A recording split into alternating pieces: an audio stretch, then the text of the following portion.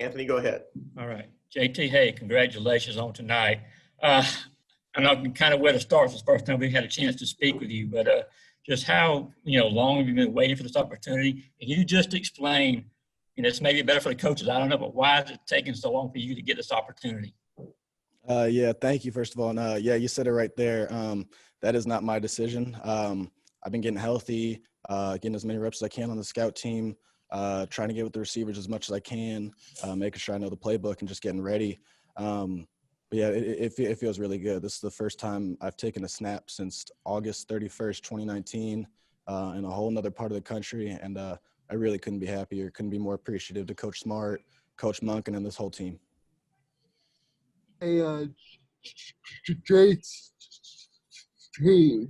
can you kind of tell me when you were comfortable to kind of take this role? When did you feel like your knee was helping enough? When did you feel like mentally you would say like okay, I'm ready to go play? And then also, what were your emotions on the last drive there as victory formation and everybody chanting your name there? Gotcha. Great question. So first with the knee and confidence, I really haven't had much struggle with confidence in my knee. To be honest with you, I think some of that comes from playing the quarterback position, not being asked to do all too much that would really put a knee, especially a right knee, and my back knee in that much discomfort, or to be in a position where I could potentially feel like I hurt it again. It's just been a progression over time, feeling a lot better. I feel really good right now in terms of knee health and overall body health. And then in terms of emotions at the end on the victory formation, it started to sink in a little bit. It still really hasn't yet, that I got to play football again. I've really just felt a lot of gratitude for my family, for this team, for this coaching staff, for everyone for really helping me get back on my feet and play football again. We'll next go to Paul Newberry, followed by Mark Weiser.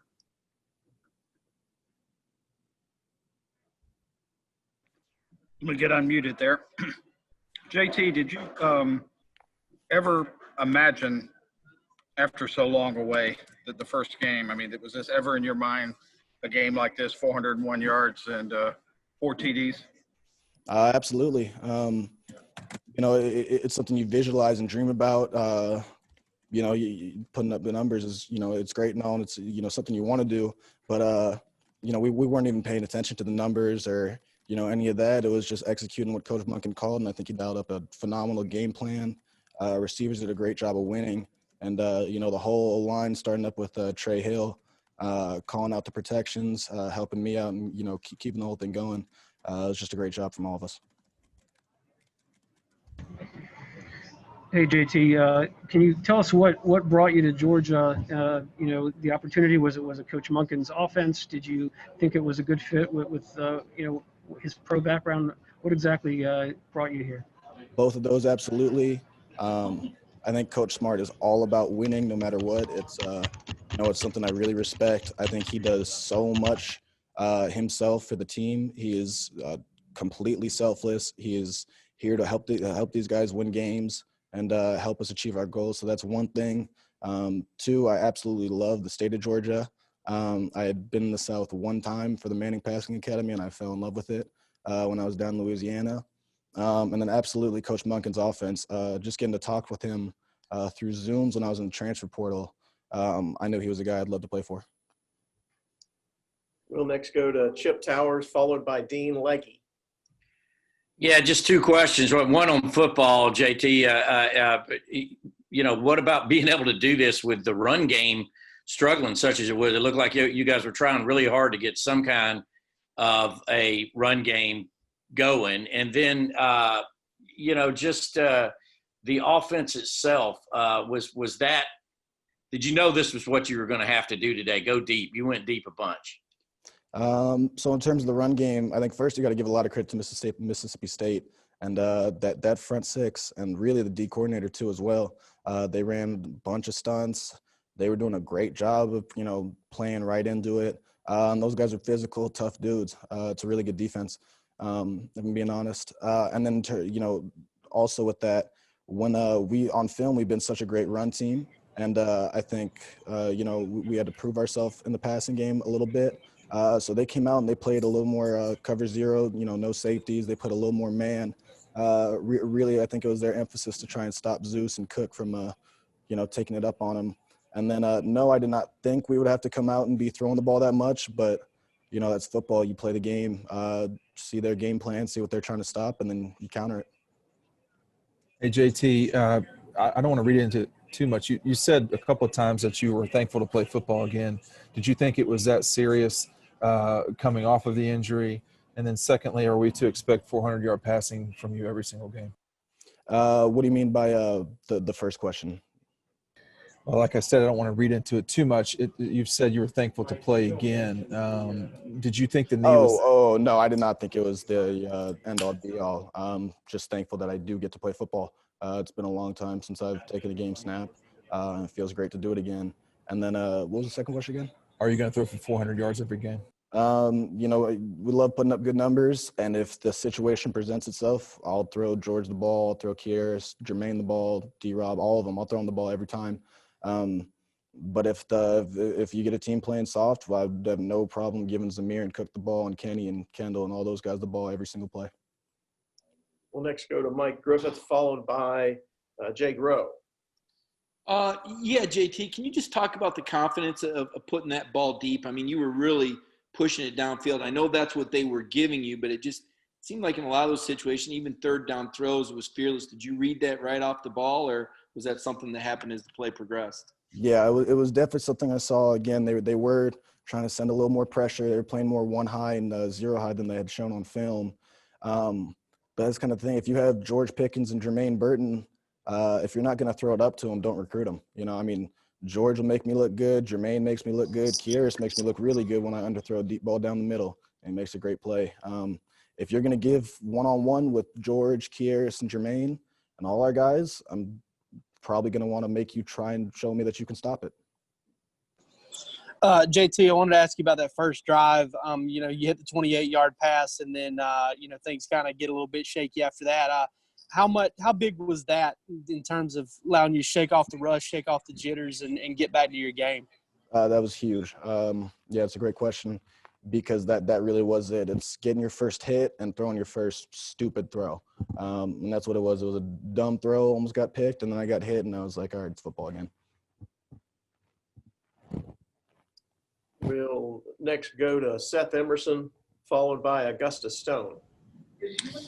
Hey, JT, let me go back to preseason. When Jamie Newman opted out, people kind of assumed you would move in, that you were taking first-team snaps with Jamie. What happened at that point? Did you have any sort of setback with the knee, or to your mind, was it just performance-related that Dwan and Stetson moved ahead of you? I was not cleared for the Arkansas game.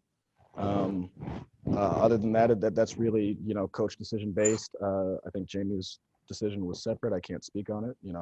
I don't know everything about it. But no, I did not look into that as, like, oh, I got, something happened to me or anything. I was not cleared for Arkansas, and that was all, Coach Smart's decision.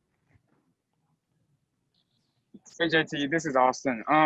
So obviously you were able to develop a connection with multiple receivers tonight. Were you worried about that coming into the game, given the fact that you haven't had that many reps, I guess, with those receivers? Or, what was your confidence level like coming into the night? Yeah, so there definitely was, I wouldn't say concerns, but it was something, that was in my mind. I had not thrown with those guys for a little while. But, when you have guys like George and Kieris and Jermaine and, guys that are going to be in the right spot when they're supposed to be, it's not really as much of, I have to have a million throws with them. I trust them to be in the right spot, and it's my job to put in the right spot. We'll next go to Jeff Schultz, followed by Allison Mastrangelo.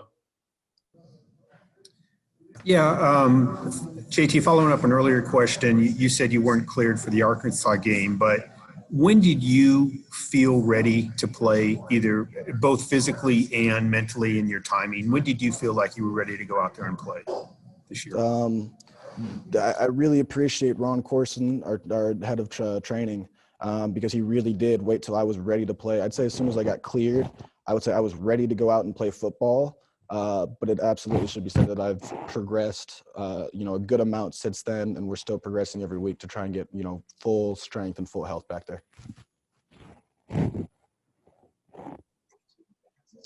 Hey, JT. I was more so curious, when did Kirby tell you this week that you were going to start? And did he kind of leave it out that it was your job moving forward, or it was kind of game by game? I got called in on Monday, and he said, we're going to give you a shot and we're going to go with you. And that was about the end of that. So, just go from there. We'll next go to Maria Martin, followed by Connor Riley. JT, you talked about that first drive. You had to shake off the cobwebs a little bit. At what point in the game did you feel like, all right, I'm back. I'm in a rhythm. I feel really good. I'd say after that drive, everything kind of settled in. They're playing very similar to what we saw in film in terms of, the looks that we've seen. We have a great game plan for it. I had my bad plays. Time to move on. And then you've obviously been the guy that's been hyping up your other quarterbacks and guys on the sidelines all up until this point. What were the players saying to you when you got back and you were really on a roll? Oh, they were tremendous. Especially Stetson and really all the guys, Stetson, Carson, and DeJuan. It's a really phenomenal quarterback room to be a part of. I think everyone's really supportive of each other. We all four of us want the team to win before we want anything else. And Stetson and I have been really good friends since I got here. I really appreciate him. I'm always there to help him out, and he was there the whole night to help me out. Hey, JT, on that final touchdown drive you guys had, you put a throw right on Kearis and he drops it, and then you put a throw on George and it looks like he drops it. Where was your mind sort of before that final touchdown pass to Kearis, and what did you see on the play there? It was really next play. It's not something you think about. You didn't come up with 2 plays in a row. As soon as that happens, you're like, damn, wish that happened. But I really focus on staying neutral, not getting down on ourselves for that, not getting too up and, just being overly positive for no reason. But my thoughts were purely on the coverage, the play, best look, best probability of who's going to win, and throw it up to Kearis. We'll next go to Blaine Gilmer, followed by Alec McQuaid. Hey, JT, how shocked were you to see zero coverage on that 3rd and 20 where Kearis scored there at the end? And then also, how much leeway did you have to change in and out of plays this week? Gotcha. Great questions. Was I surprised? I'm not going to say I was surprised at seeing cover zero. Not only Mississippi State has shown it, but not only them. It's something you'll see a decent amount. You'll get cover zero trying to get you to just throw the ball out quick, get it out your hands, rally and tackle, and get off the field. So it wasn't too surprising, but when I knew what we had called, when I saw the zero shell, I was real excited because I knew we were about to score. And then in terms of what I'm allowed to do at the line, I'd like to say pretty much anything that I'd want within the system. So we have certain plays that are called checks. We have, certain things where if you get this look, check to this. And I think Coach Monken gives really all of us a lot of freedom to put us in the right play. And he's all about having quarterbacks enhance the play. There's only so much that he can do in, calling a play before we see the defense. He loves to have, a quarterback that can see the defense and then fix whatever needs to be fixed. We'll next go, probably our last 2 questions tonight. We'll go to Emily Gagnon, followed by Lance McCurley.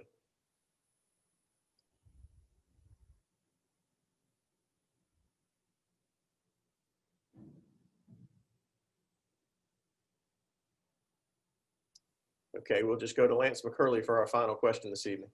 Hey, JT, even though it wasn't a packed house here at Stanford tonight, what was it like playing in I know you've been, at a fair bit game of the season, but what's it like playing in front of the home crowd and night game at Stanford, and how does it compare to playing in the Pac-12 at most of those night games? Yeah, good point. I really can't judge too much just because we're not even close to full capacity with the everything going on. But I can't say enough about how great the fan base here is. They've been super great with me. Wish I got to meet some more of them this year. but it's such a great experience. What we do going in the fourth quarter with, the red lights and everything. I absolutely love what we do here. All right, everybody. First